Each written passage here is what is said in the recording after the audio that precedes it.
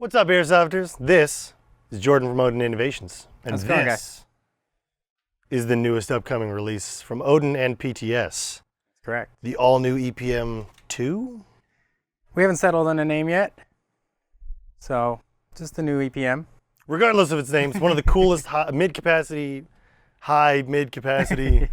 non-wheel winding magazines on the market. Tell us about how cool this bad boy is. So this magazine holds 200 plus rounds. We haven't settled on a capacity yet because we're still running tests, but emphasis on the plus. It's not going to be like 202 or something. You know, it's okay. It's definitely going to be like, okay, that's acceptable. It'll plus. be 207. Yeah, exactly. Yeah, okay.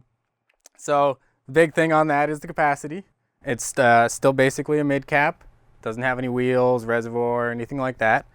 One other really big feature on it is the BB load indicator. This particular one in my hand is showing that it's empty.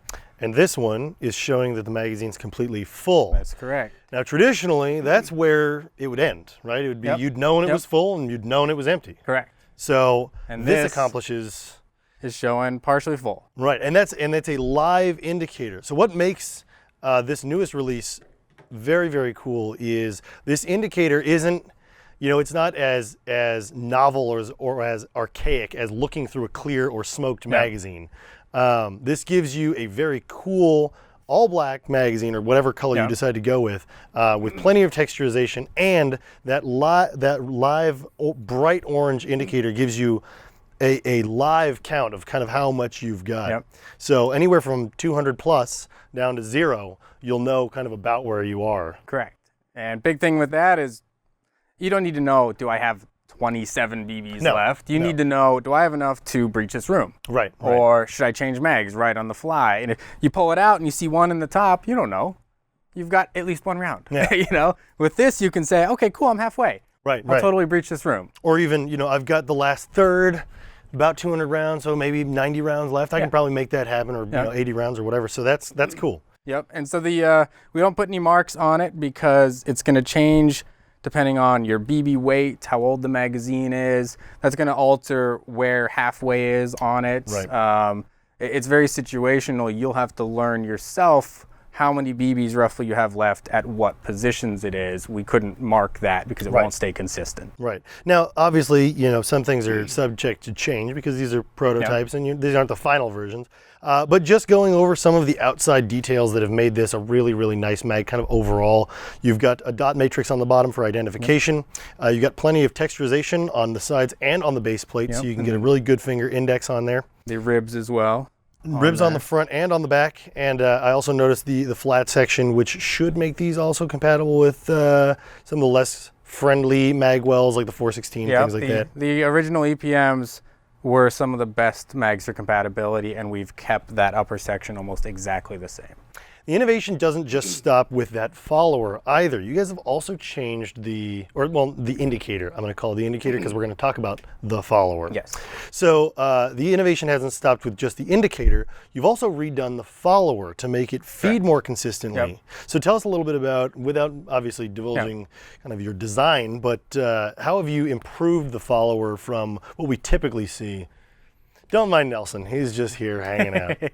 Just hanging out with us. Yeah, the follower is a new design. I wouldn't say that the geometry of itself is something that people would be like, wow, that's amazing. It just took a lot of testing to get the shape just perfect, to make it so that it would feed as well as we could possibly do it.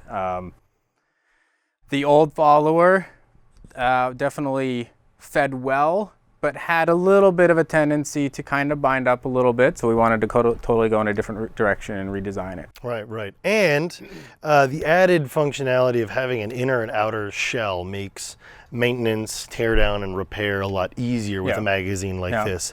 I really, really dig polymer magazines with inner and outer cores, or metal magazines with inner and outer cores, so that you don't have, you know, a tool required to diagnose an issue with it. You can see, you know, right upon opening this what the issue is, or well, with a couple screws on the inside.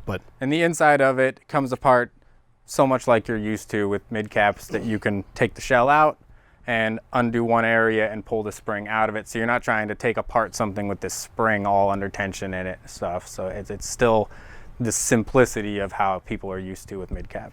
Now, upon watching this video, I'm sure you're all wondering what the feed rate of these EPMs are. One of the coolest things about Jordan is his attention to detail. He wants to make sure that every product he designs and produces is perfect. And part of that development process is really torture testing these EPM magazines along with every other product that Odin has a hand in. And so we don't have exact figures on the feed speed or the maximum feed rate yet, but as we go through the torture testing process, I'm sure we'll get more information from Odin Innovations on those specs. Suffice it to say, these things are already in preliminary testing feeding extremely well at a very nice rate of fire. We did do one test that we took a little video of. It was with 0.36 BBs at 30 rounds a second, and it fed the entire 200 plus BBs out of it. And that's, I mean, that's an impressive figure in itself. Yes. So make sure you guys stay tuned for more information on the release of the EPM magazines. I'm sure we'll hear about it as soon as they become available. I got to take them and do a bunch of testing on them and see where our ceilings are, and we're hoping to have them out by close to the end of the year. We haven't figured out a specific time yet. So thankfully, he brought 3 of them. He's taking 2 on to his next location. It's not true. It's not. Jordan, Nelson, thank you guys for coming in. Thank you very much. He's so talkative. We'll see you guys later. Talkative.